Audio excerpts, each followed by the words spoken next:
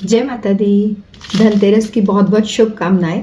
धनतेरस पर माँ लक्ष्मी और कुबेर भगवान की पूजा के साथ साथ सबसे पहले भगवान यम की पूजा की जाती है, क्योंकि उनकी पूजा के बिना धनतेरस की पूजा आपकी अधूरी है।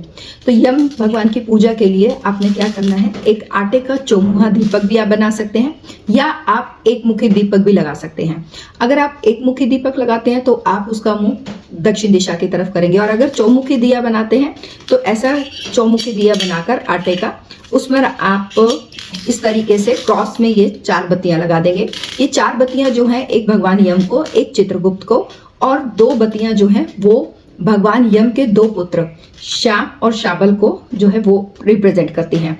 तो इसमें जब आप ये दीपक बनाएं तो इसमें 1 रुपए का सिक्का, एक पीली कौड़ी और एक सुपारी, ये तीनों चीजें डालकर आप शाम को माँ लक्ष्मी जी की और कुबेर भगवान की पूजा से पहले लगाया जाता है। क्योंकि धनतेरस का दिन जो है तेरस, जैसे आप नाम से ही क्लियर है, इसमें 13 दीपक लगाए जाते हैं। 13 दीपक में से पहला दीपक भगवान यम का लगता है जो घर के बाहर लगाया जाता है। उसके बाद 12 दीपक मिट्टी के आप बना सकते हैं, चाहे तो आप चाहें आटे के भी बना सकते हैं, बट मिट्टी के बनाने आपके लिए ज्यादा इजी हो जाएंगे। और इसमें कौन सा तेल यूज करना है, तो उसके लिए सबसे ज्यादा जरूरी चीज जानने वाली है कि उसमें आप सरसों का तेल ही यूज करेंगे, क्योंकि इस समय पे आप सभी जानते हैं कि बहुत ही नकारात्मक शक्तियां प्रबल होती हैं। सरसों का तेल जो है हर तरह की नकारात्मक ऊर्जा को नष्ट कर देता है। और ये जो 12 दीपक हैं, ये आपने अपने घर के अंदर लगाए जाते हैं। पहले दीपक घर के बाहर लगेगा, मेन गेट के बाहर। चौमुखा है तो कहीं पे भी आप रख सकते हैं गेट के बाहर। यदि एक मुखा है तो उसको दक्षिण दिशा की तरफ मुख करके रखेंगे। और ये 12 दीपक जो है घर की छत से लेके जहां भी ऐसा कोना है, जैसे आपके घर के जहां कूड़ा करकट रखा जाता है, डस्टबिन के पास आप रखेंगे, किचन में रखेंगे, बाथरूम में रखेंगे, आंगन में रखेंगे, तुलसी के पास रखेंगे, या आपके घर के पीछे का भी जो आंगन है वहां पे भी रखेंगे, घर की सबसे ऊपर की छत के जो कोने हैं वहां पे भी रखेंगे।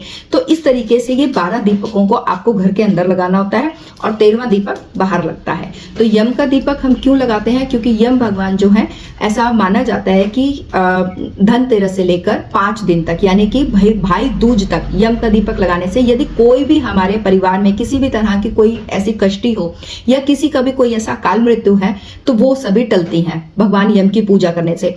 और दिवाली की रात को इसे चौराहे पर भी लगाने का विधान है। ये हमारे स्कंद पुराण में लिखा गया ऐसा, क्योंकि जो भी मैं आपको बात बता रही हूँ ये हमारे स्कंद पुराण में और विष्णु पुराण में धनतेरस से लेकर भाई दूज तक के ये 5 दिन की पूजा का बहुत सारे विधान लिखे हुए हैं, जिसमें से ये एक विधान मैं आपको बता रही हूँ।